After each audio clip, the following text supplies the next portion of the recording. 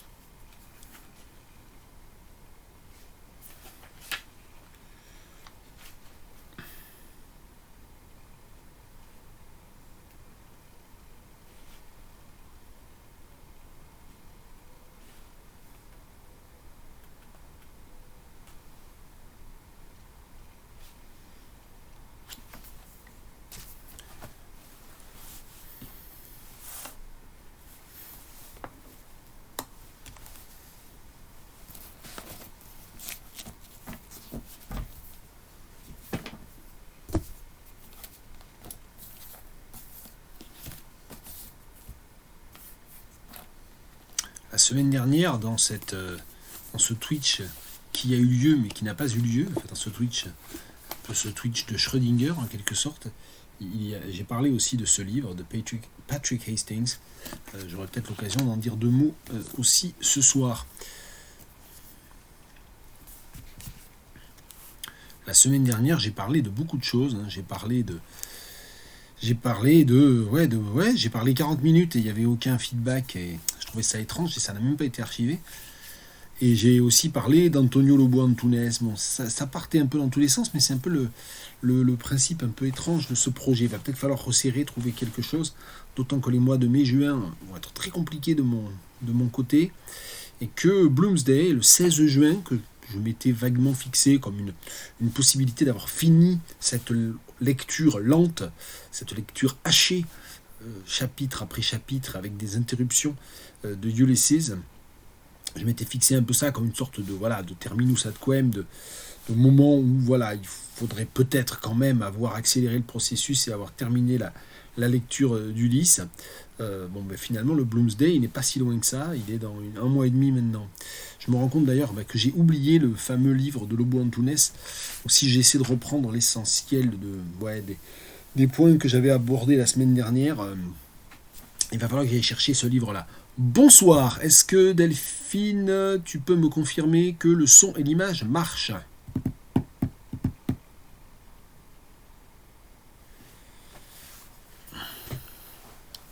Donc pour l'instant, vous êtes deux.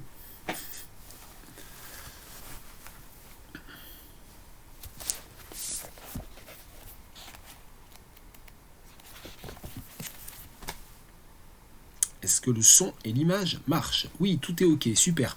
Je vais m'absenter 30 secondes. Je suis dans le bureau, bibliothèque. Je vais juste à côté à la chambre où je vais chercher un autre livre. Parce que c'est pas comme si j'en avais pas assez déjà des livres, mais bon.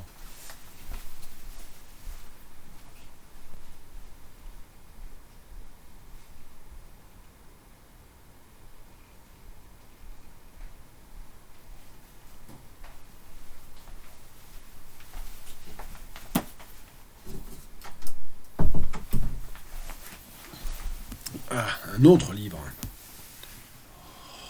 Hop là. On n'a pas vu ce que c'était fait exprès. On a vu ce que c'était et j'ai raté mon coup. Ah, et les réponses s'affichent lentement. Bon, j'en suis Marie, avec 2 R. Bien, un navré, avec un seul R.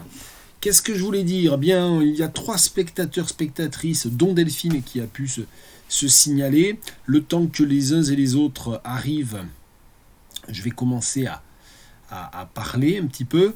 Je me rends compte que je continue à pas tout comprendre à Twitch, mais c'est parce que j'ai pas eu du tout le temps d'aller voir, de regarder le Twitch for Dummies que m'avait offert Théo.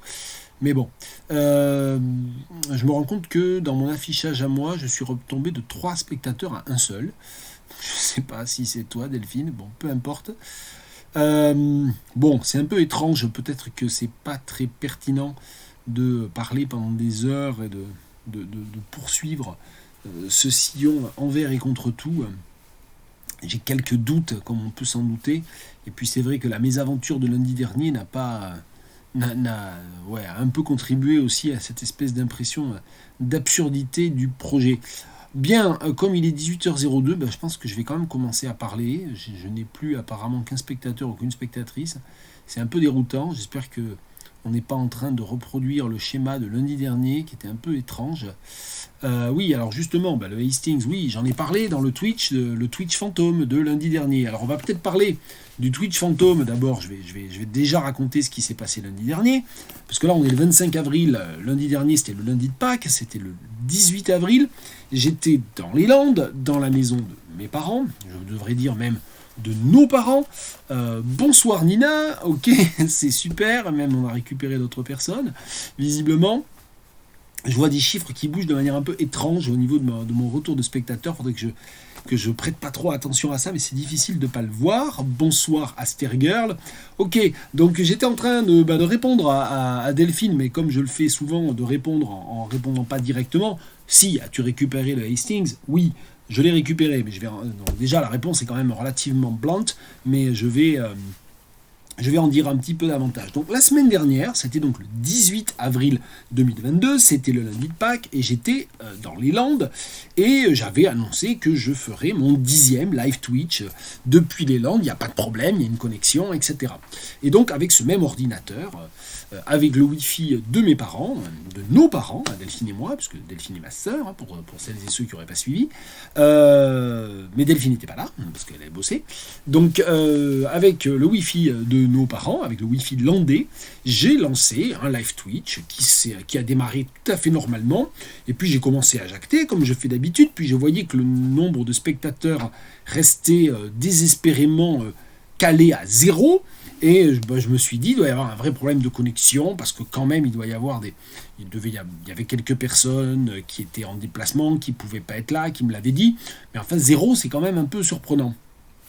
Donc, je n'insiste pas plus que ça, je fais un Twitch assez court, 35 minutes à peu près, et au bout de 35 minutes, j'arrête de parler, et au bout de 35 minutes, je fais ce que je fais d'habitude, c'est-à-dire que je vais voir non pas dans le Twitch Studio Beta, qui est le logiciel avec lequel je fais le Twitch, mais sur la plateforme de réception, en quelque sorte. Je vais faire ce que je fais d'habitude, aller voir si la vidéo s'est bien enregistrée, et puis je me suis dit, je la sauvegarderai sur mon ordinateur plus tard, parce qu'effectivement, avec la connexion de chez mes parents, qui n'est pas rapide, il n'y a pas la fibre, tout ça, je me suis dit, c'est pas la peine, ça ramera trop. Et puis j'ai eu la déconvenue de m'apercevoir que non seulement j'avais parlé, comme on me l'a confirmé ensuite, dans le vide, parce que personne n'a pu se connecter à mon Twitch lundi dernier, mais en plus, c'était même pas archivé, donc je pouvais même pas faire un archivage YouTube, balancer le lien. Voilà, donc tout ce que j'ai dit lundi dernier est resté sans archivage, c'est très bien en un sens, un côté un peu happening, dans la pièce qui était ma chambre d'enfant d'ailleurs, quand j'ai grandi entre 1981 et 1991, c'est là où j'ai habité, quand j'étais enfant puis adolescent. Bref, donc il y a eu un 10e live Twitch lundi dernier, mais totalement fantomatique. Et donc aujourd'hui, c'est le vrai 10e live Twitch. Alors, ce qui était bizarre, effectivement, Delphine, c'était que apparemment vous aviez comme info que j'étais déconnecté, alors que moi j'avais lancé un live Twitch tout à fait normal, en étant connecté. Enfin, bon, c'était un peu pénible. Là. Bon, c'était surtout pénible pour vous qui avez attendu en rade dans le vide sans comprendre. Bon, donc ce soir, le vrai 10e live Twitch. Alors, je ne vais pas évidemment pouvoir redire tout ce que j'ai dit la semaine dernière, et tant mieux, parce qu'entre-temps, j'ai un petit peu avancé. Alors, ce qui était intéressant, c'était que le 9e live Twitch, c'était le 11 avril, et entre le 11 et le 18 avril, j'avais pas du tout lu, j'avais rien lu du tout, j'avais pas du tout avancé dans la lecture de Ulysses. Et puis entre le 18 et le 25 avril, donc entre lundi dernier et aujourd'hui, où je suis de retour à Tours, j'ai repris le boulot aujourd'hui, je suis complètement crevé en fait. J'ai croisé un certain nombre de collègues, on a beaucoup discuté, tout le monde est complètement crevé en fait, donc c'est super. On a 2 semaines de vacances ou de prétendues vacances, et malgré tout, l'année, on paie quand même un lourd tribut à la lourdeur, la lourdeur grandissante de l'université et du travail à l'université, enfin bon, peu importe. Je dis pas ça pour me plaindre, c'est pas l'idée, mais enfin, c'était pour dire voilà, que personne n'est vraiment très en forme. Qu'est-ce que je voulais dire ? Donc, par rapport à l'année dernière, j'ai repris ma lecture. Alors, il y a 15 jours, quand on s'est parlé la dernière fois, c'était le 11 avril, je m'étais arrêté à la fin des Sirens.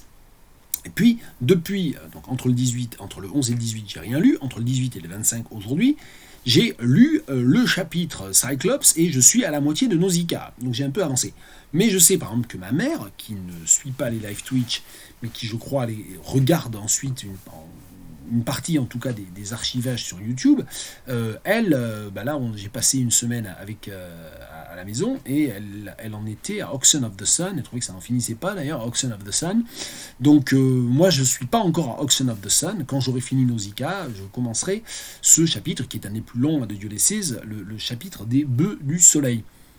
Donc je crois me rappeler que Jacques, dont je ne sais pas s'il est là ce soir, m'avait posé des questions sur les bœufs du soleil, sur Oxen of the Sun, il y a déjà quelques semaines de cela, parce qu'il était allé, en quelque sorte, il avait sauté allègrement un certain nombre de chapitres pour aller directement à Oxen of the Sun, d'autant que, je le rappelle aussi, ça doit être quelque part sur ma pile Joyce ici, j'ai reçu fort gracieusement de la part de l'éditeur Pierre Vinclair la nouvelle traduction de ce chapitre, qui est présenté sous forme de volume en quelque sorte isolé, la nouvelle traduction de cet épisode 14 par Oxemery. Bien. Voilà, donc lundi dernier, qu'est-ce que j'ai... donc Delphine aussi, ça je le savais via les réseaux sociaux, Delphine aussi en est au bœuf du soleil. Donc ce que je vous propose pour maintenant, comme on n'est pas nombreux, c'est dire s'il y en a qui... Voilà, ceux qui ont des questions à poser, il y en a qui sont pas... Il y en a peut-être qui n'ont pas lu Ulysses, qui n'ont pas commencé Ulysses, qui ne sont pas là pour ça. On peut aussi parler de ces choses-là. Donc ce que je voulais dire effectivement, déjà pour finir de répondre à la question de ma sœur tout à l'heure, donc ma sœur m'avait fait envoyer ce livre-là, et c'était gouré, elle l'avait envoyé dans les Landes, mais c'était pas très grave, parce que de toute façon, je compte pas lire ce livre ou le regarder avant d'avoir fini, de toute façon, Ulysse de Joyce. Donc elle m'avait envoyé ce livre de Patrick Hastings, The Guide to James Joyce's Ulysses, qui est un livre assez succinct, il faut le dire, par rapport au livre lui-même. C'est un livre qui date de 2022. Donc voilà, c'était un livre récent. On remarquera qu'il sort donc pour le centenaire de la publication de Ulysses, et que quand on regarde toutes les métadonnées, oui, je fais partie des universitaires qui regardent systématiquement les métadonnées d'impression, et j'ai remarqué que Patrick Hastings est quelqu'un qui est né en 1982, donc c'est quelqu'un qui est né exactement 100 ans après Joyce, et qui 100 ans après la publication de Ulysses publie un guide de lecture de Ulysses. Et d'ailleurs, parce que j'ai pas lu, mais je l'ai parcouru vite fait, puis j'ai commencé à lire un peu la préface de ce livre donc de Patrick Hastings. Je vous lis un paragraphe qui est le deuxième paragraphe de cette préface, et qui dit quelque chose de Patrick Hastings, qui ne dit pas grand chose, je trouve, de Ulysses, mais qui dit quelque chose de la lecture de Ulysses et de l'auteur de ce texte. Donc je vous mets la couverture, histoire que vous voyez un peu de quoi il s'agit. If you are reading this, you are at least considering joining the throng of readers who have been baffled and enthralled by James Joyce's Ulysses. Si vous lisez ces lignes, vous êtes au moins dans une situation où vous envisagez de vous joindre à la cohorte des lecteurs et lectrices qui ont été à la fois surpris et séduits par l'Ulysse de Joyce. Do it. Allez-y, foncez. Joyce stated that if Ulysses isn't fit to read, life isn't fit to live. Joyce a déclaré que si Ulysse ne vaut pas la peine d'être lu, alors la vie ne vaut pas la peine d'être vécue. Indeed, this reading experience will enrich and inform your life. En effet, cette expérience de lecture va venir enrichir et donner plus de forme à votre vie. Inform, c'est pas l'information, c'est informer au sens que l'on trouve par exemple chez Lévinas ou chez Spinoza, informer, donner forme à.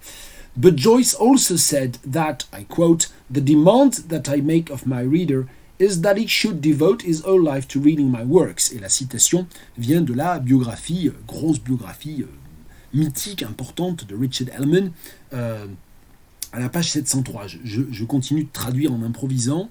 But Joyce also said that the demand... Joyce a aussi déclaré que ce que j'exige de mon lecteur, c'est qu'il... Il dit c'était pas l'époque où on s'embarrassait d'inclusivité, moi je vais dire Yel, je demande de mon lecteur et de ma lectrice qu'elle consacre sa vie entière à lire mes œuvres. Alors évidemment, on n'a pas du tout le contexte de cette déclaration-là, mais c'est à la fois complètement mégalo, puis complètement ironique, bien sûr, de la part de Joyce, puisque c'est évidemment un pari impossible. C'est une affirmation qui est presque de l'ordre du plagiat par anticipation de Pierre Bayard, dont on a déjà parlé plus tôt au début de ces Twitch. I have acceded to his demand so that you don't have to, and this book is the fruit of that labor of love. Je me suis résolu à cette exigence, ou j'ai cédé à cette exigence, j'ai répondu à cette exigence, donc vous n'avez pas besoin de le faire. Et ce livre est le produit et le fruit de ce labeur amoureux, this labor of love. Je ne sais pas très bien comment le traduire. Bien, donc c'est pour dire que voilà quelqu'un qui préface ce guide relativement synthétique, qui est un guide chapitre par chapitre, un petit peu sur le modèle de ce que l'on trouve sur le site du Joyce Project.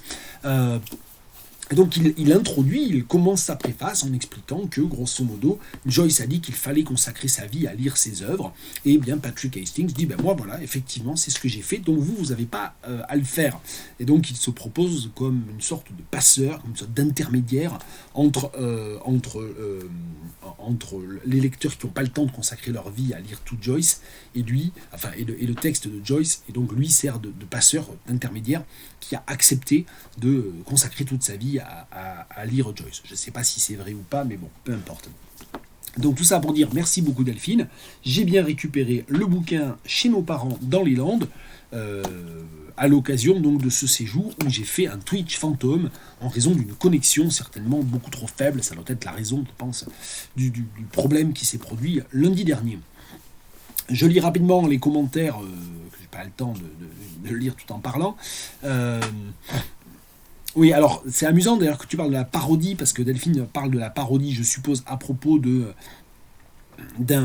Auction of the Sun, que je n'ai pas lu encore, parce que justement en lisant hier, je ne sais pas comment dire, en fait peut-être je vais juste consacrer là, et c'est pourtant, en fait c'est un gros morceau, je vais juste, mais le juste est quand même un peu bizarre, je vais peut-être consacrer le Twitch d'aujourd'hui à ma réticence grandissante vis-à-vis de Ulysses. C'est-à-dire que c'est un livre qui est un livre important, c'est un jalon, on l'a dit, un monument, etc., un classique, tout ce qu'on veut. Bonsoir Steven, ça fait plaisir de te voir parmi nous. Mais finalement, plus j'avance et dans le projet des Twitch et dans la lecture épisode par épisode ou chapitre par chapitre de Ulysse, plus mon hypothèse de départ se vérifie, c'est-à-dire que ça n'est pas un si grand livre que ça. Et une des grandes réticences que j'ai, c'est que c'est un jeu textuel qui tourne à vide en fait. Et c'est finalement une des réticences que j'ai vis-à-vis de Joyce, et j'ai déjà eu l'occasion de dire que je plaçais Beckett ou Virginia Woolf, qui sont à chaque fois des écrivains très différents les uns des autres. Je ne suis pas en train de faire des classements, je compare des choses qui ne sont pas entièrement comparables, mais je les compare quand même par rapport à ma propre lecture. Il y a des éléments comparables, dans le style narratif, dans un certain nombre d'expérimentations, dans le rapport à la voix, le rapport à l'oralité, le rapport justement à l'intertextualité, à la parodie, à la reprise d'un certain nombre d'éléments de la langue commune, de la société, des sociolectes, des idiolectes, pour en faire soit un tissu général, soit une dénonciation. Et en fait, le problème, ouais, je comprends pas bien en fait l'intervention de Delphine. Là, j'ai adoré le débat sur qui dit waouh dans le roman. Bon, je suis pas. Je suppose que tu fais allusion au podcast que tu suis par ailleurs de Shakespeare & Co, que moi je ne suis pas. Et puis je suppose que Meka Calvas se prend la tête entre les mains parce que c'est déjà parti un peu trop rapidement. Bien, peu importe. Faut pas hésiter à exprimer de manière plus, on va dire, moins sous forme d'émoji et de manière plus même brutale, par du langage, les réticences, les reproches, les questions, les exhortations que vous voulez me faire. Bref. Donc tout ça pour dire que une de mes réticences de longue date vis-à-vis de Joyce, c'est que pour moi, contrairement à Beckett, contrairement à Woolf, contrairement, on va y venir, à Claude Simon et à, tiens, on va y venir, Lobo Antunes, dont j'ai beaucoup parlé dans le Twitch fantôme, mais je pense que c'est relativement significatif, voire ironique, que un live Twitch où je parlais de Lobo Antunes à partir de Joyce est disparu, n'ait pas été enregistré. Bref, donc j'ai une réticence et je trouve que finalement les textes de Joyce sont des textes qui sont entièrement fabriqués, qui sont extraordinairement fabriqués, dans lesquels il y a un tissu d'allusions extrêmement complexe, mais que finalement ça ne produit pas un discours. Je dis même pas un discours cohérent, le discours il pourrait être incohérent ou il pourrait être paradoxal, c'est pas tellement un problème. Dans Dostoïevski, il y a du discours paradoxal, dans Claude Simon, il y a beaucoup de paradoxes. Virginia Woolf elle-même ne propose pas un tableau complètement, on va dire, homogène dans les histoires qu'elle raconte ou des sociétés qu'elle décrit, des personnages qu'elle décrit. C'est pas tellement ça, c'est qu'en fait il ne produit pas d'autre chose qu'un discours sur le discours. Alors c'est effectivement le grand projet Mallarméen du livre sur rien, et la semaine dernière j'avais parlé de Mallarmé, mais pour une autre raison, et j'y viendrai peut-être. C'est le grand projet Mallarméen du livre sur rien, c'est une tentation qui a été un petit peu celle d'un certain nombre d'écrivains que j'aime beaucoup, y compris du nouveau roman, mais qui sont jamais allés jusqu'au bout en fait. Et peut-être on peut reconnaître ça à Joyce, certainement, c'est que Ulysses raconte énormément de choses de la société irlandaise, de la société dublinoise au moment où se passe l'histoire, mais il dit énormément de choses du nationalisme irlandais, de l'irlandicité, je ne sais pas comment il faut dire, mais malgré tout, ça reste principalement des jeux de langue, des jeux d'allusion intertextuelle, des jeux de parodie.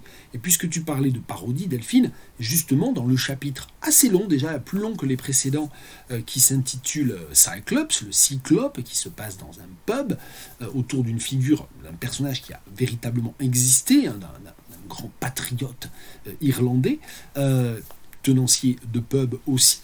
Dans ce chapitre du Cyclope, c'est finalement une série d'exercices de style, d'énumération pour le plaisir de l'énumération, de parodie de tel ou tel style, et qui, à l'arrivée, moi je trouve, ne produit rien en fait. C'est un peu ne produit rien que ce collage. Et donc le collage a le mérite d'être un collage, point. Et c'est un peu bon, je viens, beaucoup, une grande partie de mon bagage, on va dire, intellectuel, d'étudiants aussi, vient du structuralisme, vient du postmodernisme, de l'autoréférentialité, etc.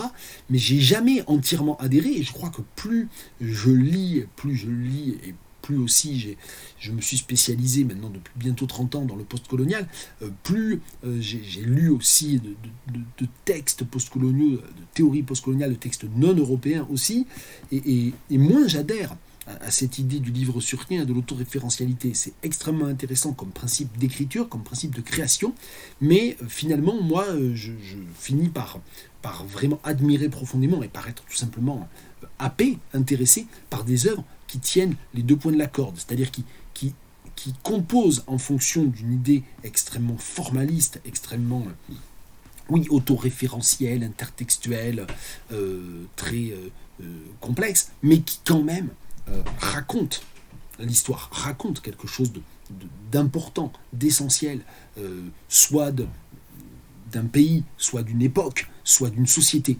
Et c'est en ça, et c'est pour ça, lundi dernier, dans le fameux Twitch fantôme, le 9e Twitch et demi, on va l'appeler comme ça, puisque normalement c'était le 10e Twitch, mais du coup le vrai 10e Twitch, c'est aujourd'hui.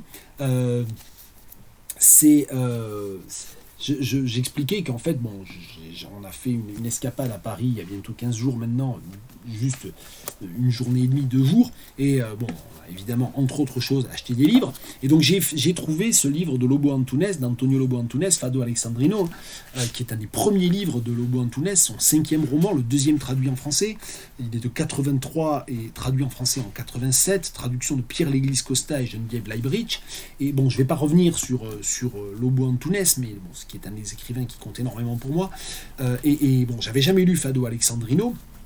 Et une des raisons pour lesquelles je suis allé encore plus lentement dans ma lecture de Ulysses depuis 15 jours, c'est que, en plus des X lectures que je fais pour le boulot par ailleurs et dans lesquelles j'avance, je me suis lancé dans ce gros pavé de 600 pages de Lobo Antunes. Là, j'ai bientôt fini. Donc et finalement, lire Lobo Antunes, lire un des premiers Lobo Antunes, tout en étant au milieu de ce projet de lecture de Ulysse, ça rejaillit négativement sur Joyce, en fait. C'est-à-dire qu'en fait, Joyce, il est très important parce qu'il a permis.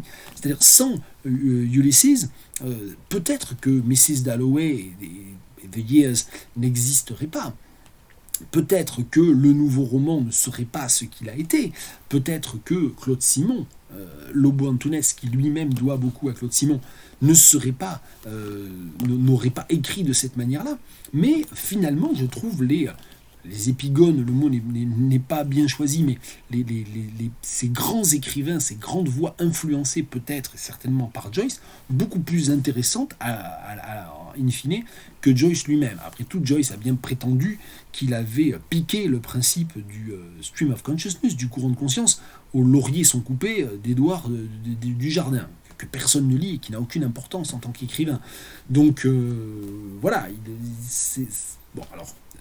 en l'occurrence, je ne fais pas de Joyce l'équivalent de Dujardin non plus. C'est un grand écrivain, l'œuvre est importante, mais j'explique un petit peu comme ça ma réticence. Bon, je ne doute pas qu'en avançant dans Auction of the Sun, puis dans les derniers grands chapitres de Ulysses, ça va finir par décoller un peu, mais pour l'instant, je trouve que c'est une sorte de cathédrale assez froide, assez tatillonne finalement. Je trouve ça très fabriqué, très, très bien fait, mais c'est très mécanique, et ça ça ne me... Je ne suis pas enthousiasmé, quoi. Alors peut-être que je n'aurais pas dû me lancer dans la lecture de Ulysses en associant ça à un projet comme ça de Twitch hebdomadaire, avec en plus certains lundis qui sautent, etc., et tout en ayant 14 000 autres choses à faire en simultané. Mais voilà, j'ai un peu cette réticence-là. C'est un peu aussi l'objet des live Twitch, c'est de présenter ces réticences-là. Bon, s'il y a des remarques, je le comprends. Je veux quand même revenir aussi sur ce que je dis de cette réticence et ce que ça peut dire de la lecture pour toute personne qui serait ici et qui n'aurait pas encore commencé Ulysses ou n'aurait pas tellement avancé dans Ulysses. J'avais dit lors du premier Twitch, je pense, qu'il fallait lire Ulysses en ne s'attardant pas sur toutes les références. Si on le lit avec le texte du Joyce Project, il ne faut pas aller cliquer sur tous les liens parce qu'au finalement on finit par lire tout ce qu'il y a autour de Ulysses et on avance encore moins rapidement dans Ulysses. Pareil dans l'édition Alma, je vous rappelle le fonctionnement que j'ai. Moi j'ai deux marque-pages, j'ai plus de deux marque-pages, mais on va dire j'ai deux marque-pages principaux. J'ai le marque-page qui indique l'endroit où je suis dans la lecture de Ulysses, et puis j'ai un marque-page pour le gros appareil de notes, puisque je vous le rappelle, dans l'édition Alma, il y a à peu près 280 pages de notes. Bon, mais c'est pareil, les notes, moi j'en consulte une sur 50, ou je sais pas, je consulte peut-être 3 ou 4% des notes à tout casser, et puis parfois je les regarde d'un bloc, vite fait comme ça, en parcourant, en jetant un œil vite fait aux notes pour voir si j'ai pas loupé quelque chose. Mais donc c'est pour dire que c'est une des limites du texte, c'est-à-dire qu'il appelle cette lecture extrêmement érudite, cette lecture hypertextuelle, c'est un des éléments extrêmement géniaux, enfin expérimentaux de Joyce, c'est qu'il a inventé l'hypertexte 60 ans avant l'hypertexte. Ok, très bien. Mais il n'est pas le seul. Hein. Je veux dire, Lawrence Stern, c'est un inventeur de l'hypertexte, là pour le coup 200 ans avant avec Tristram Shandy, et plus de 200 ans avant le web. Bon, donc il y en a d'autres aussi. Faut pas sous-estimer ça non plus. Mais malgré tout, c'est tellement programmé pour cette espèce de déconstruction de la construction, de cette espèce d'érudition presque mécanique, d'agglomérat. Et on sent que c'est un livre qui a effectivement été écrit de manière accumulative, corrective pendant 15-20 ans. Et finalement, bon, pour l'instant, on va dire, j'en suis à la page 263 de l'édition Alma, qui en compte 552, pardon. Pour l'instant, voilà, j'en suis à peu près à la moitié, j'arrive bientôt à la moitié, et je reste sur ma faim, voilà, je reste sur mon intuition de départ, ou l'intuition que je m'étais forgée à force, sur le souvenir que j'avais eu de ma première lecture, où je m'étais très vite interrompu, qui est que finalement, c'est une sorte de texte extrêmement important pour l'histoire de la littérature, un texte certainement admirable, un chef-d'œuvre, tout ce qu'on veut, mais qui a quand même, pour moi, cet inconvénient, je ne sais pas comment le dire, qui fait que je n'adhère pas, et que je n'adhère pas fondamentalement, et que voilà, il y a des moments où on lit de manière très attentive, où je lis de manière très approfondie, très attentive, mais au bout de 4, 5, 6, 8 pages, je me dis, et alors, quoi, qu'est-ce que ça apporte, en quoi est-ce que ça fait avancer l'histoire, le fait qu'il abuse énormément du dialogue aussi, hein, je veux dire, alors c'est effectivement un élément de théâtralité, de représentation du réel. C'est souvent très drôle, hein, les vannes que s'envoient les différents personnages dans le pub, dans le chapitre du Cyclope, sont très drôles. Il y en a 3 ou 4 que je me suis noté, que j'essaierai de replacer à l'occasion. Voilà, mais on ne lit pas un grand texte, un grand classique de la littérature contemporaine, et de la littérature expérimentale, du modernisme, pour finalement ne retenir que 3 ou 4 blagounettes à placer à l'apéro avec des potes. Enfin, moi, c'est pas l'idée que je me fais de la littérature. Bien. Ok, je vois... Ok, ben Steven, je suis désolé, donc je vois seulement maintenant les messages. Steven, je suis désolé de ta connexion catastrophique. J'espère que s'il y a des choses qui t'intéressaient dans ce que je racontais, ben, que tu seras revenu vers l'archivage sur YouTube. Et je vois que Apple and Pears qui nous précise aussi que vous avez le même sentiment que moi. Je ne veux pas vous encourager dans ce sentiment, hein. C'est pas mon idée de décourager les gens d'avoir du plaisir en lisant Joyce. D'ailleurs, j'ai beaucoup de plaisir textuel en lisant Joyce, mais c'est un plaisir très intellectuel quand même. C'est un plaisir assez abstrait, et c'est un plaisir qui relève effectivement du plaisir de l'identification de référence, de la parodie, etc. Je ne sais pas où c'est, je me le suis noté à un moment donné. Voilà, il y a dans le Cyclope, il y a un certain nombre de passages sur l'impérialisme britannique, sur l'impérialisme belge. Bon, là, évidemment, moi qui retravaille beaucoup depuis 2-3 ans sur toute la période coloniale, parce que plutôt que la période post-coloniale, forcément, ça me travaille un petit peu. J'ai trouvé ça intéressant. Mais voilà, c'est pas... c'est un paragraphe de loin en loin. Bon, voilà, il y a de la mise en abîme. Par exemple, voilà, à la page 227 de l'édition Alma, quand il parodie les styles journalistiques qui font des allusions à des personnes bien connues, mais sans dire le nom des personnes bien connues. Bon, c'est très rigolo, c'est très bien fait, mais c'est complètement creux pour moi, voilà. Voilà, pour moi, c'est un peu creux. Donc, il y a des très beaux chapitres. Moi, c'est ça que je trouve un peu curieux, c'est... On a presque l'impression que finalement, le livre que je montrais tout à l'heure, les éditions, oh là, je vais dire des bêtises en plus, les éditions du Corridor Bleu qui font paraître la traduction par Oxemery d'un des épisodes de Ulysses, mais comme ça, comme si c'était un livre autonome, finalement, c'est peut-être une vérité de Ulysses, c'est-à-dire que ça a évidemment un sens en tant que tout, parce que c'est des éléments d'une même journée, des fragments d'une même journée, il y a des personnages que l'on retrouve, Bloom on le retrouve presque dans tous les chapitres, par exemple, donc il y a des fils conducteurs, il y a énormément de fils conducteurs, mais néanmoins il y a certains chapitres qui tiennent vraiment la route, et puis d'autres qui sont soit un petit peu plus laborieux, moi je trouve, soit un petit peu plus creux, voilà, enfin qui tourne à vide. Voilà, je sais pas, j'arrive pas à le dire mieux ou de manière moins désagréable, mais voilà. Donc là, par exemple, voilà, our greatest living phonetic expert has left no stone unturned in his efforts to delucidate and compare the verse recited and has found it bears a striking resemblance. The italics are ours. Donc là, il parodie les piscopies un peu des journaux qui sont allés à l'université, qui se regardent écrire et qui trouvent plein de formules pour dire un tel a dit que, mais on ne dira pas comment il s'appelle. Ouh là là, je fais une allusion, mais je ne vous dis pas qui c'est. Donc voilà, il y a the writer who conceals his identity under the graceful pseudonym of the little sweet branch, which has been rendered into English by an eminent scholar whose name for the moment we are not at liberty to disclose. Donc voilà, il y en a 3 ou 4 comme ça dans un seul paragraphe. Donc c'est de la parodie en tartine quand même. Hein. C'est pas fin en fait. C'est ça aussi moi que je trouve un peu ça. Je me trompe sans doute, mais je trouve que le livre dont le matériau est évidemment l'irlandité, ce moment très particulier de révolte culturelle contre l'anglicité et de renouveau par l'irlandité. On sait que Joyce, il était dans une position extrêmement ambivalente vis-à-vis de ça, et sans doute que le livre d'ailleurs le reflète cette ambivalence. Je trouve voilà que ça ne j'en reviens, je suis désolé hein, au livre, à ce livre de Lobo Antunes, mais on pourrait le dire de tous les livres de Lobo Antunes. Moi, je ne connais pas un mauvais livre. Il y en a des un petit peu, il y en a que je me rappelle pas très bien, donc peut-être s'ils m'ont moins marqué, c'est qu'ils sont moins marquants. C'est très arrogant de dire ça, mais enfin bon, peu importe.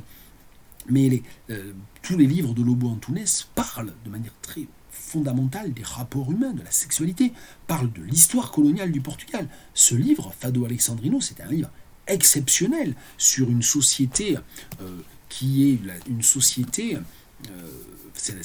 fait, le livre raconte, hein, Fado Alexandrino, ça raconte les mois avant la Révolution des œillets et les années juste après la Révolution des œillets, mais à travers les 4 personnages qui sont des soldats qui ont fait les campagnes d'Afrique, les campagnes coloniales d'Afrique, qui ont donc évidemment massacré des Africains qui ont été sur le terrain en Mozambique, et donc c'est tout ce contexte-là. Et le livre est extraordinairement complexe, c'est très difficile à lire, je pense qu'on n'a pas l'habitude de lire de ce genre de roman, parce que toutes les voix se mélangent et les personnages se mélangent d'un paragraphe à l'autre, et c'est absolument, moi je trouve ça génial, moi je trouve ça hyper excitant intellectuellement, mais à l'arrivée, c'est pas uniquement un procédé de style ou un procédé de composition, de mélanger les personnages juste pour les mélanger, c'est parce que ça permet de dire plus, ça fait une sorte de roman historique augmenté pour moi, c'est un roman, c'est un super roman historique, voilà. Donc, et je trouve pas ça du tout dans Ulysses, mais sans doute parce que ça n'est pas ce que Ulysses prétend être ou veut être, mais finalement, je trouve que c'est un peu comme The Wasteland de T.S. Eliot, mais finalement moins réussi et surtout beaucoup plus long que The Wasteland. Bon. Guillaume Vissac est parmi nous, et c'est amusant parce que Guillaume Vissac, bonsoir Guillaume, qui pose la question suivante, une suggestion de porte d'entrée pour Lobo Antunes. Waouh, ça c'est la super question, et je vais me laisser quand même 5 minutes pour y réfléchir, et je vais même pas aller chercher tous mes Lobo Antunes qui sont derrière, parce que je vais faire tomber toutes les étagères, mais ça pourrait être une idée de happening, peut-être que je le ferai. Mais Guillaume, c'est amusant que tu sois là, parce que la semaine dernière, dans ce fameux Twitch fantôme, ce fameux Twitch 9,5, j'ai parlé du Ulysse par jour. Et pourquoi ? C'est parce que comme on était le lundi de Pâques et comme j'avais pas tellement avancé dans ma lecture, je suis allé chercher un peu les expédients, donc j'ai parlé de Lobo Antunes. Bon là, j'ai un peu expliqué pourquoi, quand j'ai parlé de Lobo Antunes, je parlais en fait fondamentalement de ma réticence vis-à-vis d'Ulysse. J'ai parlé donc du livre de Patrick Hastings, encore merci Delphine, et puis je suis allé voir un peu les occurrences du mot Easter dans Ulysses. Donc ça je ne vais pas le refaire maintenant parce que ça ne peut pas se refaire. En revanche, j'étais allé voir la phrase qui avait été, le fragment qui avait été traduit par Guillaume Vissac dans son Ulysse par jour et publié le jour de Pâques cette année, donc lundi dernier. Et je la mets, alors peut-être que je me suis trompé, peut-être que Guillaume va nous va corriger ça. Enfin, je vous lis cet extrait en fait de Charybde et Scylla, et c'est donc le fragment numéro 3717 dans Ulysse par jour. Je lis le texte anglais. Je ne crois pas que j'ai je sais plus. J'avais dû me noter la page. J'avais dû retrouver la page dans l'édition Alma, mais là j'ai pas le courage. Je vous lis la phrase originale. Mais vous pouvez aller voir. Je vous ai mis le lien, donc vous devriez vous débrouiller, je pense. Donc je vous lis la phrase originale dans Joyce. Mallarmé, don't you know, he said, has written those wonderful prose poems Stephen McKenna used to read to me in Paris. The one about Hamlet, he says, il se promène, lisant au livre de lui-même, don't you know, reading the book of himself. He describes Hamlet given in a French town, don't you know, a provincial town. They advertised it. Et j'avais trouvé que c'était quand même tellement juste, tellement génial d'un certain point de vue que le jour où je me dis tiens, quel est le fragment qui sort le jour de Pâques 2022, quelles sont les occurrences de Easter qu'on va aller chercher, et puis le précédent live Twitch, j'avais parlé du chapitre évidemment dans lequel il est beaucoup question de Hamlet, et là effectivement c'est ce chapitre là, et il est question de quoi? De Mallarmé écrivant sur Hamlet, réécrivant à partir de ce que l'on peut appeler du coup le mythe de Hamlet, et cité en français par Dédalus lui-même. Voilà ce que ça donne dans la traduction de Guillaume Vissac. Mallarmé, soit dit en passant, dit-il, a écrit ces merveilleux poèmes en prose que Stephen McKenna me lisait souvent à Paris. Celui sur Hamlet, il dit, il se promène, lisant au livre de lui-même. Soit dit en passant, lisant au livre de lui-même.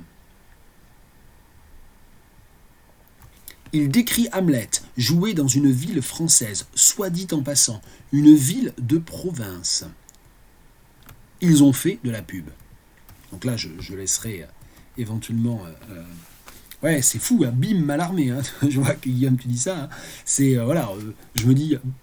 Pâques, j'ai des réticences vis-à-vis de Joyce parce que je trouve que le texte est trop autoréférentiel, donc je vais regarder un peu, tiens, c'est quoi le fragment de Ulysses traduit par Guillaume Vissac dans Fuir est une pulsion dans le Ulysse par jour, et bim, Mallarmé, effectivement, on peut pas dire mieux, bim, Mallarmé. Et donc, et puis c'est quoi? C'est lisant au livre de lui-même, c'est-à-dire, c'est les words de Hamlet. Words. Je crois qu'il y en a 4, il faudrait revérifier, je sais jamais. C'est souvent mal cité, c'est comme le Rose is a Rose is a Rose is a Rose de Gertrude Stein, c'est jamais bien cité. Et y compris par moi, là, il faudrait revérifier. Je crois qu'il y a 4 words, je crois, parce que c'est souvent traduit comme s'il y avait un rythme cité comme s'il y avait un rythme ternaire, et je crois que c'est faux, en fait. Bon, à vérifier. Bon, c'est peut-être moi qui hyper corrige. En tout cas, voilà, lisant au livre de lui-même, et d'ailleurs c'est intéressant parce que dans ce fragment que Guillaume traduit, il y a la traduction en anglais de Mallarmé. Donc on a Shakespeare, Hamlet. Par-dessus, vous avez Mallarmé, qui est cité par Stephen Dédalus.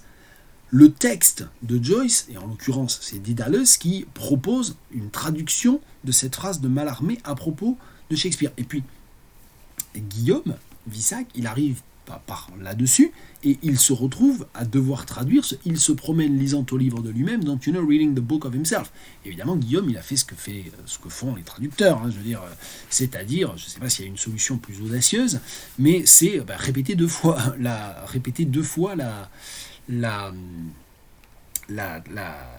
phrase, évidemment, de Mallarmé. Il n'y a plus le feuilleté. Mais ce qui est intéressant, c'est que la traduction de Joyce, elle est quand même problématique. Lisant au livre de lui-même, reading the book of himself, lisant au livre de lui-même est beaucoup plus ambigu syntaxiquement en français que reading the book of himself, parce que de lui-même, ça peut être par lui-même aussi. Et puis le livre de lui-même, ça ne veut pas forcément dire le livre qui parle de lui-même. Donc il y a tout ce côté-là aussi, hein, je pense, qui est assez compliqué ici. Donc Guillaume nous dit, dans la deuxième traduction, ils ont laissé l'une des deux phrases en anglais. C'est la traduction là, des années 2000, c'est ça, celle que je ne connais pas, mais je ne sais plus... D'accord, ok, ben toi tu as tout ça sous la main. Delphine me dit qu'elle n'a plus rien, donc elle est plus connectée, je ne sais pas. Bon, je lui réponds, excusez-moi, je réponds à ma soeur en live, comme ça elle verra quand même quand elle récupérera la connexion que je ne la largue pas. C'est pas très pratique le SMS pendant le Twitch, mais enfin je vais le faire, hein, comme on n'est pas nombreux. Je lui réponds, je ne sais pas pourquoi. Ok. Cela dit, je ne sais pas s'il y a d'autres personnes encore ici que Guillaume et moi. Voilà, vous pouvez vous signaler. Donc voilà, pour revenir juste sur ce fragment-là, c'est quand même hallucinant, parce qu'on a effectivement Shakespeare, par-dessus on a Mallarmé, par-dessus on a Joyce traduisant Mallarmé en l'attribuant à Didales, et puis par-dessus on a évidemment la traduction, comment traduit-on? Et effectivement, si je regarde la première traduction, la fameuse traduction Morel, Gilbert, revue par Valérie Larbaud et l'auteur, si je la cherche, bon, je ne vais pas perdre 2 heures à la chercher. Guillaume semble nous dire qu'en fait, il laisse la traduction anglaise par Dédales dans le texte français, mais ça devient un objet un peu étrange quand même. Moi, je pense que j'aurais fait comme toi, Guillaume, hein, ici. Bon, c'est en tout cas compliqué. Voilà, bon. Donc voilà. Donc c'est pour dire, voilà, j'ai finalement récupéré une partie de ce que j'avais dit la semaine dernière. Hein, rapidement, mais j'en ai parlé complètement différemment. J'avais lu un certain nombre d'autres extraits, j'avais lu un long extrait aussi où il est question de Easter, justement. Bon, j'avais fait 2-3 remarques dessus, c'est pas grave, c'est perdu, et c'est pas une grosse perte de toute façon. Voilà, donc pour dire où j'en suis, donc j'en suis au milieu de Nausicaa. J'ai lu hier, j'ai fini de lire hier l'épisode, ça doit être l'épisode, si je ne m'abuse, 12, qui doit être le fameux Cyclope, le Cyclops, où il y a des trucs très drôles, il y a des trucs très intéressants, mais je trouve que c'est à la fois... C'est étrange parce que c'est à la fois décousu, c'est à la fois décousu et beaucoup trop fabriqué. Donc j'ai bien conscience de ne pas être très cohérent moi-même en faisant ce double reproche à Ulysses, mais bon, je me suis fait un certain nombre de remarques aussi qu'on peut se faire dès le début du livre, que je m'étais faite avant cet épisode 12 du Cyclope, la question de l'Irishness, je ne sais pas comment le dire, de l'Irishness, le fait qu'il y a plein de références, bien sûr, d'éléments de références à la culture irlandaise, qui nécessitent d'ailleurs plein de notes en fin de volume. Pour le coup, celle-là, je vais souvent aller les voir. Par exemple, à la page 215, c'est au tout début du chapitre Cyclops, il y a Doing the Rappery and Rory of the Hill. Bon, là, moi, j'avais rien compris, donc je suis allé chercher dans les notes. Pareil, ensuite, ils n'arrêtent pas de commander des pintes de bière, donc pour demander la même ou la petite sœur, hein, comme on dit dans les bistrots en France, hein, Ditto Macanaspe. Et donc là, il y a toute une note extrêmement longue dans l'édition Alma qui explique d'où vient cette manière de demander la même chose, Ditto Macanaspe. Donc tous ces éléments-là, je ne sais pas du tout, et j'ai pas eu le temps du tout de regarder, je ne sais pas du tout comment ils sont traduits, comment ils sont traduisibles. Et je pense que Guillaume Vissac, qui lui traduit vraiment Ulysses petite touche par petite touche depuis désormais 10 ans, ou un peu plus de 10 ans, voilà, pour nous dire comment il s'en sort et quels sont les différents... Mais bon, le format du live Twitch se prête pas tellement à ça, il faudrait vraiment qu'on fasse un Twitter Space pour parler de ça, faire un Twitter Space avec Guillaume autour de la traduction, par exemple sur ces questions-là, à partir d'exemples concrets, et se dire, tiens, comment on fait face à une référence qui n'est pas juste une référence linguistique, parce qu'il y a évidemment plein de mots d'anglais irlandais, voire même parfois du gaélique. C'est pas la même chose. Le Hiberno English et le gaélique, ce sont deux choses différentes. Le gaélique, c'est une langue à part entière. Les Hiberno English, c'est des régionalismes, mais à l'intérieur de la langue anglaise parlée par les anglophones d'Irlande. Donc voilà, voir quelles sont les stratégies qui se mettent en place et s'il y a des choses à discuter. Je ne doute pas que ça soit effectivement particulièrement chaud, comme tu le dis, Guillaume. Mais c'est vrai que moi je regarde le Ditto Macanaspe, qui est au début du chapitre du Cyclope. Tu n'en es pas encore là. Je veux dire, dans ta traduction, Guillaume. Mais voilà, ça serait un exemple de choses à aller voir. Tiens, on va le faire, on va arrêter. Je sais même pas où c'est, donc là, Je sais même pas où c'est.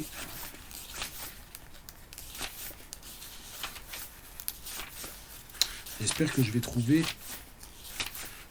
assez rapidement, sinon tant pis.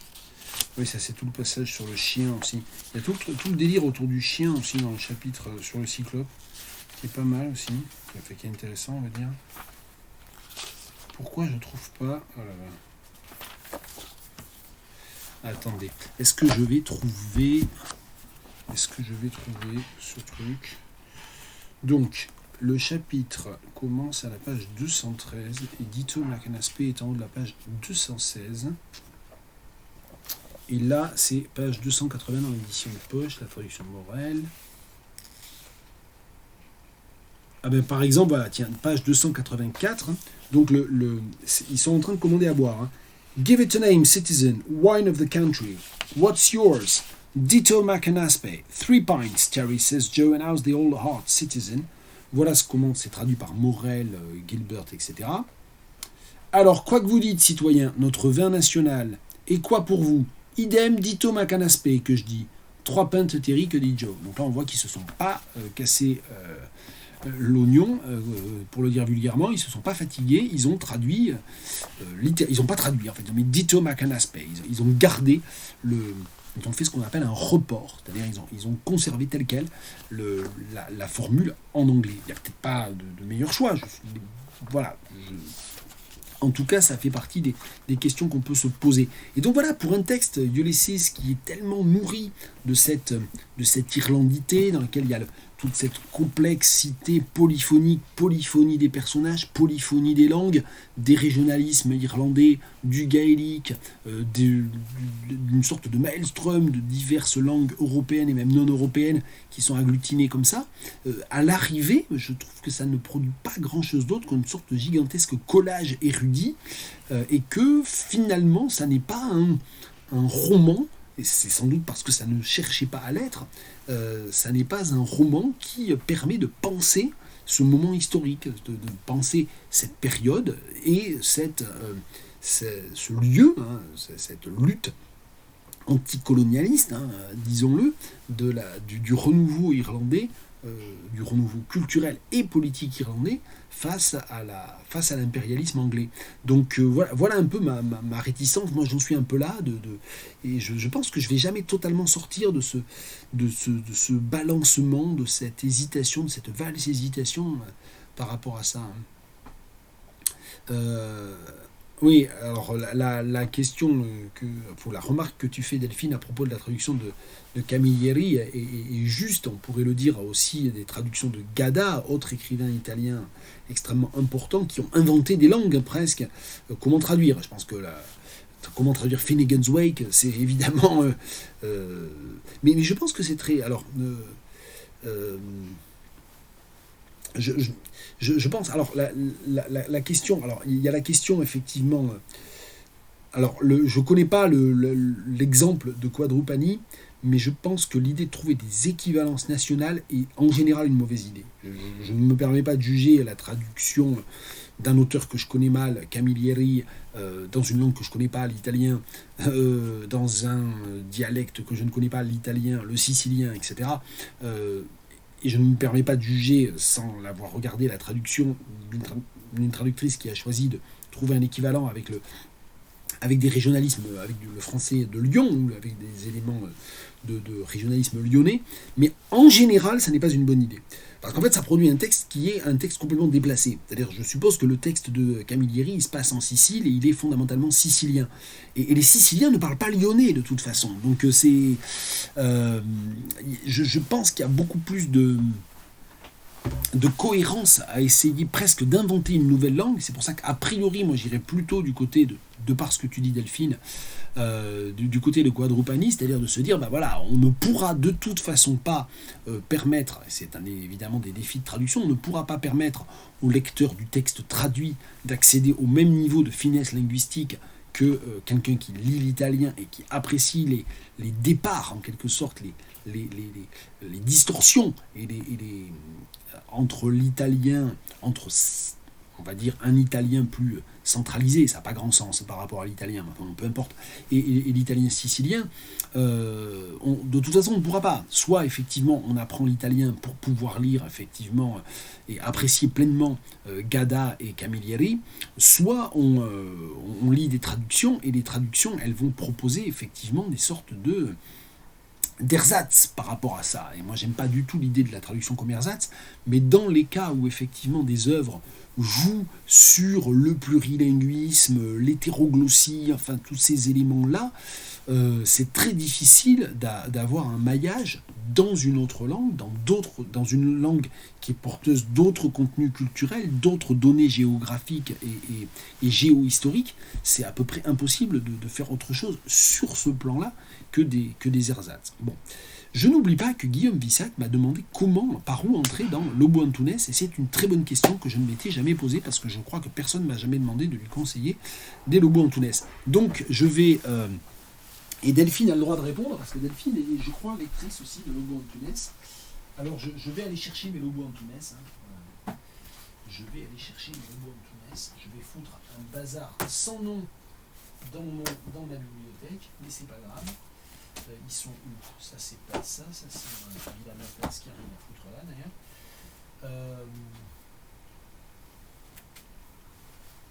Ah bah c'est bien, ça va me permettre de faire la poussière, parce qu'il y a des livres là-dedans qui n'ont pas. Il y a des livres là-dedans qui n'ont pas vu un plumeau depuis une éternité. Waouh, c'est intéressant. Je continue à chercher. Alors. Bon. Et puis on va finir par ça.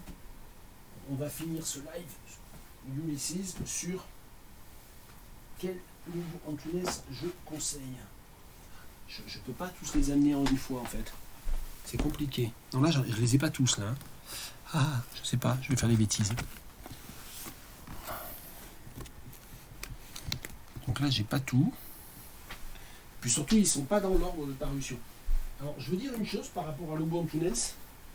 Ça va sans doute paraître être une provocation.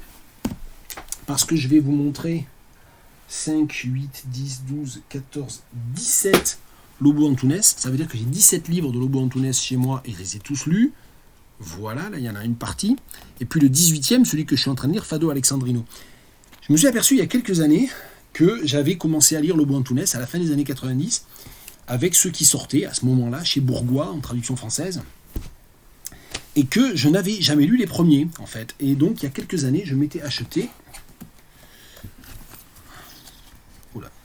Compliqué cette histoire. Je m'étais acheté son tout premier livre, si je ne m'abuse. Je ne vais pas dire de bêtises.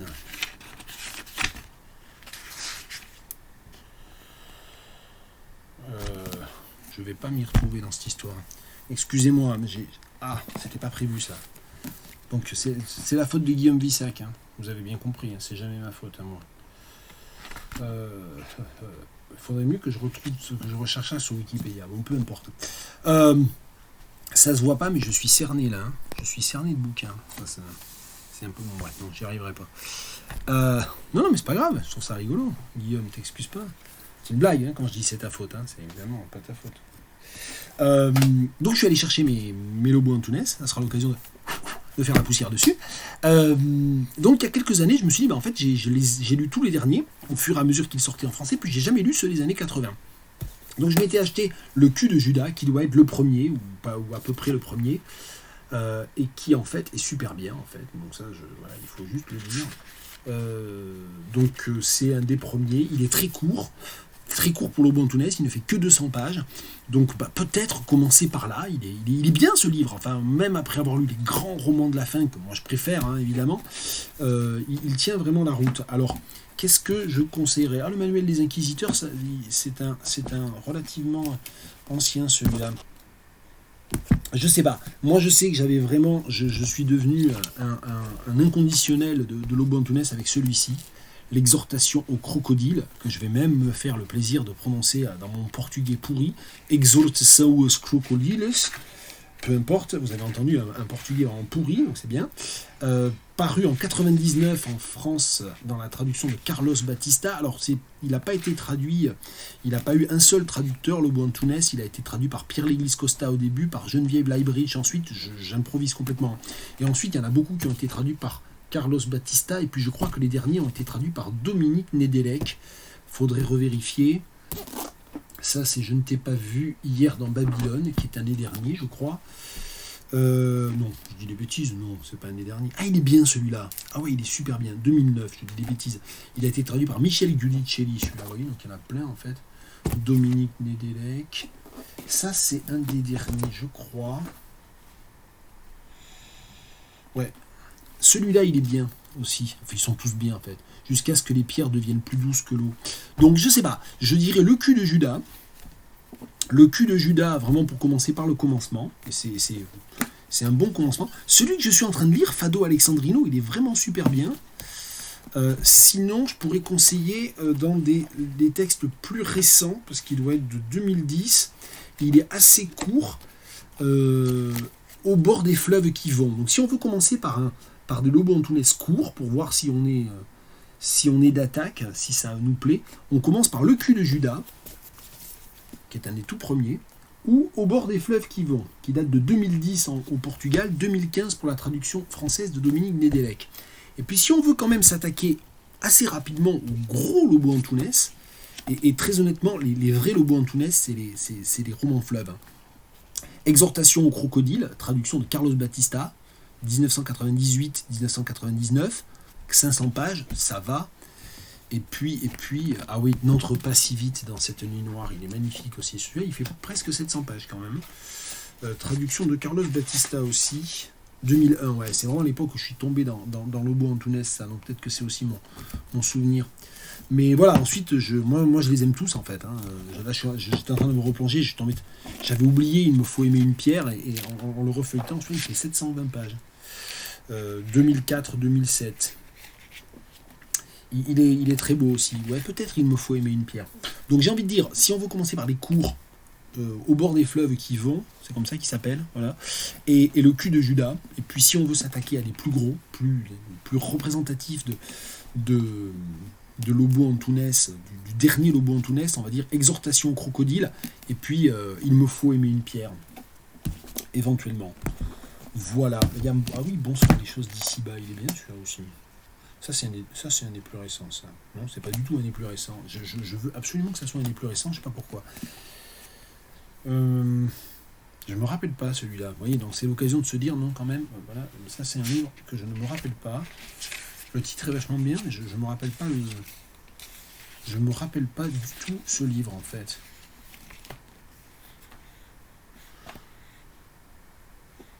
Ah si, ça y est. Il est super bien celui-là. Mais je sais pas pourquoi, là c'est un peu inquiétant. Il est de 2005, et la traduction française est de 2005, et je les ai lus à chaque fois à leur sortie, et j'avais l'impression que j'avais lu ça il n'y a pas longtemps. C'est pas bon signe ça. Ah ouais, Exhortation au crocodile, c'est génial. Hein. Les titres de Lobo Antunes, déjà, enfin on a envie de lire. Moi je trouve qu'on a envie de lire le Lobo Antunes rien qu'avec les livres. Mais ensuite on a envie de le lire parce que, enfin on continue à lire parce que c'est génial. Donc je sais pas si ça répond à ta question, Guillaume, mais je dirais, si tu veux commencer par des Lobo Antunes courts, il n'y en a pas beaucoup, donc Le cul de Judas, Au bord des fleuves qui vont, mais moi, voilà, je suis plus emballé quand même peut-être par Fado Alexandrino, que j'ai pas fini, donc je me réserve, et puis Exhortation au crocodile, et je sais plus lequel j'ai cité, Il me faut aimer une pierre, non ? Je t'ai dit quoi ? Il me faut aimer une pierre. Allez, si on veut taper dans les gros, Il me faut aimer une pierre et Exhortation au crocodile. Voilà. Alors, vous ne vous êtes pas égarés. Nous sommes bien dans le live Twitch sur Ulysses de Joyce. Et c'est moi qui ai fait déraper ça vers Lobo Antunes. C'est pas complètement absurde comme dérapage, mais c'est quand même un dérapage. Voilà, je ne sais pas s'il y a d'autres questions avant que j'aille peut-être ranger le bazar infernal la zone que j'ai semée sur mon bureau qui n'avait pas besoin de ça. Mais bon, donc c'est pour dire, à l'arrivée, je crois quand même qu'il y en a un qui vient de sortir d'ailleurs, hein, que j'ai pas acheté encore. Il y en a un qui vient de sortir, et je n'ai pas bien compris d'ailleurs, parce que Lobo Antunes, il avait dit qu'il arrêtait d'écrire il y a déjà facilement 7 ou 8 ans. Mais comme il y en avait 4 ou 5 qui n'avaient pas encore été traduits en français, on avait un petit peu cette chance, nous les Français, d'avoir un petit peu de suspens et de provision en quelque sorte Mais il me semblait qu'on était arrivé au bout, et je ne sais pas si c'est des livres qui étaient encore en instance de traduction, là, celui qui vient de sortir, ou est-ce qu'il a dit qu'il a arrêté d'écrire, est-ce que finalement il n'a pas été capable d'arrêter d'écrire, je ne sais pas. Enfin, dans tous les cas, c'est une bonne nouvelle. Bien, je ne sais pas trop quoi dire de plus. Si vous n'avez pas d'autres réactions, d'autres questions, j'ai le sentiment, comme toujours, de faire des Twitch un peu barrés, un peu bariolés, un peu loufoques, un peu échevelés. On dirait pas comme ça, mais ouais. Le mec ne l'est pas, mais les live Twitch le sont. Euh, je Je suis pas sûr de pouvoir faire le live Twitch à l'heure habituelle la semaine prochaine parce qu'il y a une représentation théâtrale faite par des étudiants du département d'anglais lundi après-midi à 17h. Ils vont jouer Travesties de Tom Stoppard. J'ai appris ça aujourd'hui. J'avais pas vu passer l'info, mais j'ai vu ça sur une affiche, donc il faut que je me refasse préciser ça. Bon, tout ça pour dire en tout cas que voilà, je suis pas du tout sûr de pouvoir être fidèle au poste lundi prochain à 18h. Mais bon, je vous tiens au courant via Twitter et tout le tintouin. Peut-être le faire plus tôt dans l'après-midi, parce que je pourrais exceptionnellement plus tôt dans l'après-midi, ou alors carrément le soir, ou un autre jour, bon, on verra. Mais voilà, où on en est. Et puis il va falloir quand même que je me lance dans cette idée des Twitter Space, qu'on essaie de se faire un Twitter Space, un de ces quatre, mais pour ça, il faudra d'abord que je fasse un petit sondage pour voir les personnes intéressées sur Twitter, un petit Twitter Space autour d'Ulysse, histoire que ça soit pas juste moi qui dégoise et vous qui mettiez quelques commentaires pour me tirer de mon dégoisage ou m'y renfoncer. Voilà, voilà, voilà. J'espère que ça sera enregistré et que je vais pouvoir l'archiver et le téléverser sur YouTube. En attendant, eh bien... bonne semaine et à bientôt.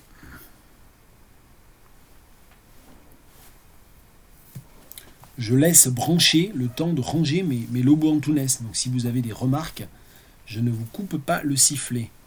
Mais moi je vais peut-être couper mon micro.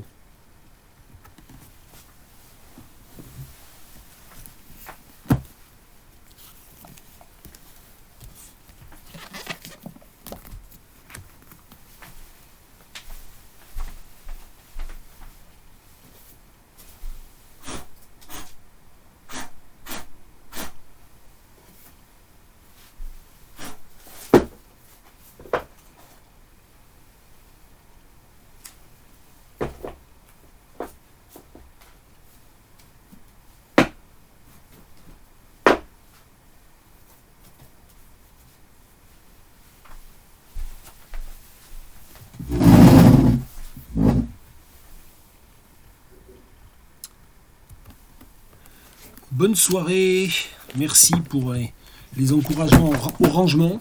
Ils n'étaient pas rangés dans l'ordre du tout et ils ne le seront pas, parce que j'ai... I can't be bothered. En plus, ils ont tous des formats différents. Je ne sais pas ce qu'il foutait, Christian Bourgois. Je sais pas, j'ai pas bien compris.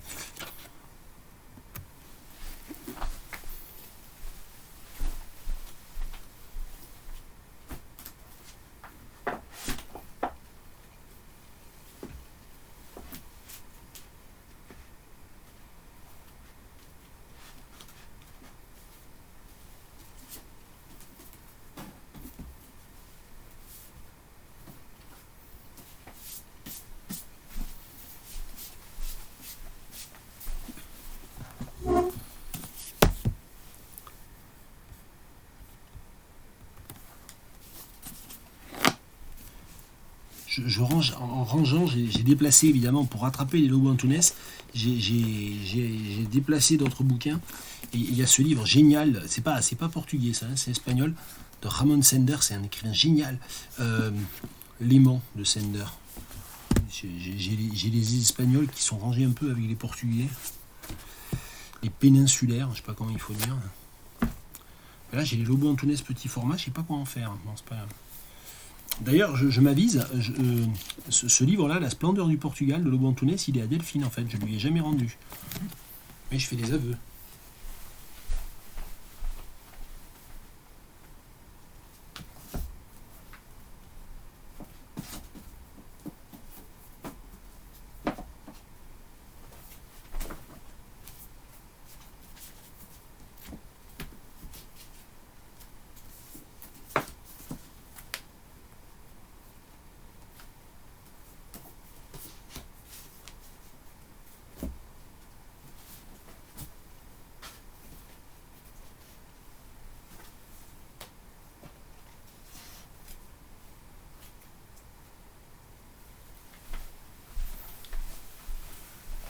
Voilà, j'ai tout rangé. Ah ben non, j'ai tout rangé sauf le sender.